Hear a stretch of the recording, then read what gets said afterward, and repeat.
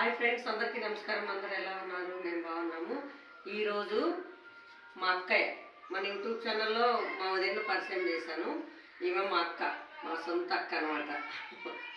మా సొంత అక్క చాలా రోజుల తర్వాత హైదరాబాద్ వచ్చింది. ఈరోజు ఆమె ఎన్ని ఏళ్ల తర్వాత హైదరాబాద్ వచ్చింది నా కోసము. మా అక్కతో నేను ఒక స్పెషల్ వంట చేపిస్తున్నా, పల్లెటూరు వంట అనమాట. అది మా చిన్నప్పుడు మా అమ్మ వాళ్ళు చేసిన వంట, మా అమ్మమ్మ వాళ్ళు చేసిన వంట అనమాట. నేనైతే దాన్ని ఎప్పుడు చేయలేదు, నాకు రాదు కూడా అది. అందుకని ఈరోజు మా అక్క వచ్చింది కదా, నేర్పిమని అడిగాను. ఆమె ఇప్పుడు నాకు నేర్పిస్తుంది. ఎలా చేయాలో మేము చూపిస్తాము. దానికి కావాల్సిన పదార్థాలు చూపిస్తాను. ఇది పులుసు అంటారు అనమాట. దీన్ని పులుసు అని అంటారు. ఉట్టిపప్పు, దీంట్లో తినడానికి ఉట్టిపప్పు పులుసేనమాట. ఈ పులుసుకు కావాల్సిన పదార్థాలు నల్లేరు, అంటే నల్లేరు మన దగ్గర ఉంది కాబట్టి వేసాము. కాకరకాయ, క్యారెట్, 2 మిర్చి, కరివేపాకు, ఉల్లిగడ్డలు, మునక్కాయ. ఏ కూరగాయలైనా వేసుకోవచ్చు. దొండకాయ, వంకాయ, బెండకాయ, మనకి ఇష్టం వచ్చిన కూరగాయలు వేసుకోవచ్చు. కానీ మునక్కాయ మాత్రం ఇంపార్టెంట్ ఉండాలి. కంపల్సరీగా మనం మునక్కాయ ఉంటే చాలా టేస్ట్ వస్తుంది అనమాట. దీనికి బెల్లం కావాలి. తర్వాత బియ్యం నానేసుకొని ఇలా మిక్సీ వేసుకోవాలి. బియ్యం పిండి కావాలి కంపల్సరీగా. బియ్యం ఇవి చింతపండు వాటర్.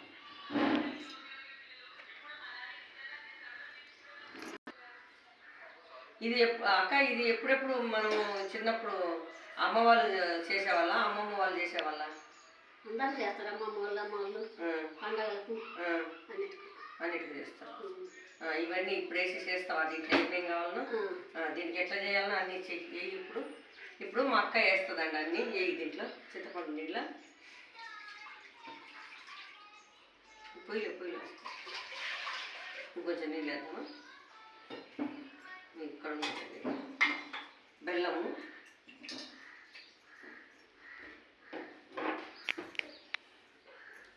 నల్లేరు, కాకరకాయ, ఉల్లిపాయ, మునక్కాయ, పచ్చిమిర్చి వేస్తాను, క్యారెట్,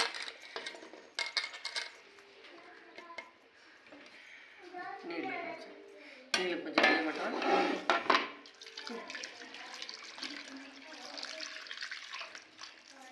వేసాను. ఉప్పు, ఇంకా ఇదే కదా ఉప్పు.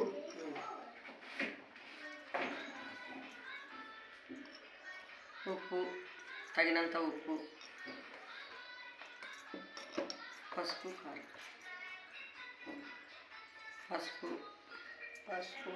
కారం కూడా వేసుకోవాలండి. దీంట్లో ఎండుకారం వేసుకోవాలి. ఎండుకారం బాగుంటుంది అనమాట. ఈ తాలింపు వేసేటప్పుడు వేద్దాం. మెంతులు ఇలా కలుపుకుంటాము. ఇప్పుడు దీన్ని కాగబెట్టిన తర్వాత, ఇది బాగా ఉడికిన తర్వాత, సగం ఉడికిన తర్వాత మనం బియ్యం పిండి పోస్తాము. తర్వాత తాలింపు వేస్తాం. ఇప్పుడు మూత పెడుతున్నాను. మూత పెట్టి దీన్ని బాగా ఉడకనియాలి. ఉడికిన తర్వాత బియ్యం పిండి పోసిన తర్వాత తాలింపు వేస్తాం.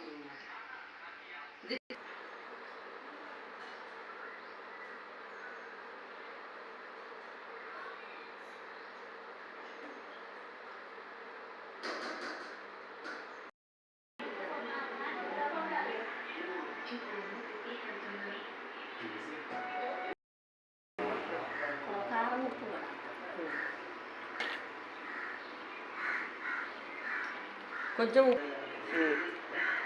ఇప్పుడు బియ్యం పిండి పోస్తున్నాం అనమాట. ఇప్పుడు బియ్యం పిండి సగం ఉడికింది కదా, బియ్యం పిండి పోస్తున్నాం. ఇలా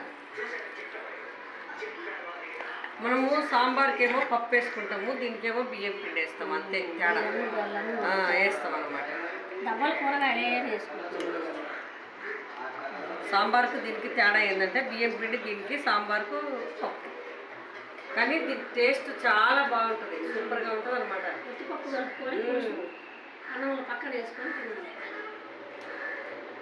మనకి ఏది ముక్కలు ఇంట్లో కూరగాయలు ఏంటాయి, బీన్స్ కానీ, క్యారెట్, బెండకాయలు, దొండకాయలు, వంకాయలు అన్ని ప్రతి ఒక్క ఐటమ్స్ వేసుకోవచ్చు.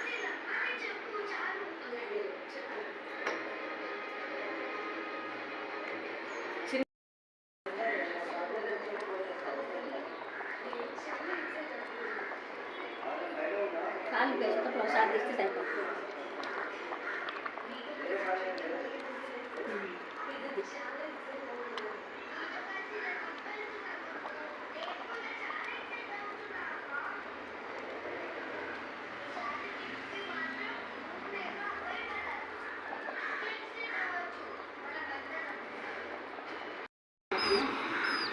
అయిపోయిందండి. బాగా పులుసు అంతా ఉడికింది. ఇగో పులుసుకు మామూలుగా అన్నిటికి తాలింపు పెట్టినట్టే తాలింపు వేస్తున్నాను. మామూలుగా అన్నీ వేసినట్టే తాలింపు.